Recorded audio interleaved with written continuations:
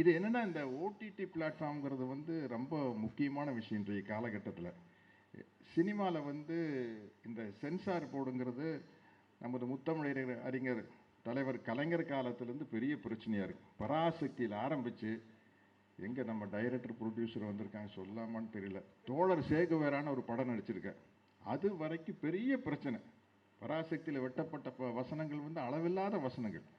அதே மாதிரி அவர் எம்ஜிஆர் சார் படத்தில், மக்கள் தலைமை எம்ஜிஆர் படத்தில் அன்பேவாலை பார்த்தீங்கன்னா, உதயசூரியனின் பார்வையிலே உலகம் விழித்து கொண்ட வேளையிலே அப்படின்ட்டு வரி இருக்கும். ஆனால் அதில் சென்சாரில் அந்த உதயசூரியன்கிற வார்த்தையை சொல்லக்கூடாதுன்னு சொல்லி புதிய சூரியனின் பார்வையிலேன்னு வரும்.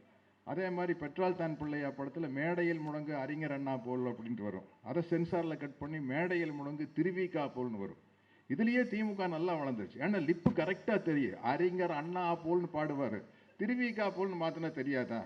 இந்த கோபத்திலேயே திமுக வளர்ந்தது. பேசாம ரெக்கார்டு வந்து இந்த கிராம்ஃபோன் ரெக்கார்டு ஒரு 78 RPM, ஒன்றும் விவரமான ஆளாக இருந்தால் அப்போவே சென்சார் பண்ணிக்கணும். பாட்டில் அப்படியே விட்டுருவாங்க. சினிமாவில் மட்டும் கட் பண்ணால் இன்னும் கோபம் அதிகமாக தானே வரும். அப்போ உதயசூரியனுக்கு 10 ஓட்டு குத்துறவன் 100 ஓட்டு குத்துவான் டக்கு டக்கு. ஏன்னா இதெல்லாம் என்னுடைய மாணவ பருவத்தில் நடந்தது. எங்களுக்கெல்லாம் அந்த கோபம் வந்தது. பாரியா ரெக்கார்டு கேட்கல உதயசூரியன் வார்த்தை வருது, தேட்டரில் போய் கோயம்புத்தூர் ராயல் தேட்டரில் பார்த்தா புதிய சூரியன் வருது, என்ன அயோக்கியத்தனம் பண்ணுறாங்க பாருங்க அப்படின்ட்டு இருக்கு. இன்னைக்கு ஓடிடி பிளாட்ஃபார்முக்கு வந்து ஒரு ரெகுலேஷன் தான் இருக்குது. சென்சாருக்கு இங்கே வரமாட்டாங்க. அதனால் வந்து ஒரு புதிய சிந்தனைகள் எல்லாம் சொல்கிறதுக்கு இந்த ஓடிடி பிளாட்ஃபார்ம் ரொம்ப வாய்ப்புள்ள வசதியாக இருந்தது. இன்றைக்கி வந்தோடனே சொன்னாங்க தோழர்கள், பிரின்ஸு சொன்னார்னு நினைக்கிறேன், நம்ம பெரியார் படம் வந்து டிஜிட்டலைஸ் பண்ணியிருக்காங்க. ஆமாம், ஐயா ஆசிரியர் ஐயா சொன்னாங்க, பெரியார் படம் வந்து டிஜிட்டலைஸ் பண்ணியிருக்கிறாங்க அப்படின்னு. இப்போ விட்டால் இன்னும் பரபரப்பாக இருக்கும். நாங்கள் அப்போ பெரியார் படம் ரிலீஸ் ஆகிலேயே வந்து பெரிய பரபரப்பு வந்து தியேட்டர் முன்னாடி பெரிய கலாட்டா பண்ணுவாங்கன்னு நினச்சிட்டு இருந்தோம். கலைஞர் சிஎம்மாக இருந்ததுனால பயந்துட்டாங்க.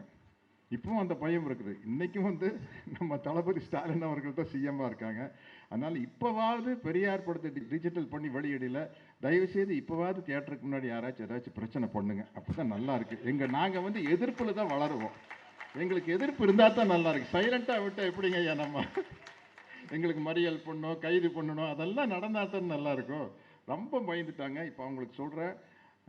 ஆனால் இவங்களுக்கு தெரியும், ஏன்னா தலைவர் கலைஞரை விட இவர் கொஞ்சம் வேகமான ஆள். இப்போ நம்ம சிஎம். அதனால் இருந்தாலும் பரவாயில்ல, ஏதாச்சும் பிரச்சனை பண்ணுங்க படம் வரையில அப்படின்னு உங்களை கேட்டுக்கிறேன். செய்திகளை உடனுக்குடன் தெரிந்து கொள்ள உடனே சப்ஸ்கிரைப் பண்ணுங்க.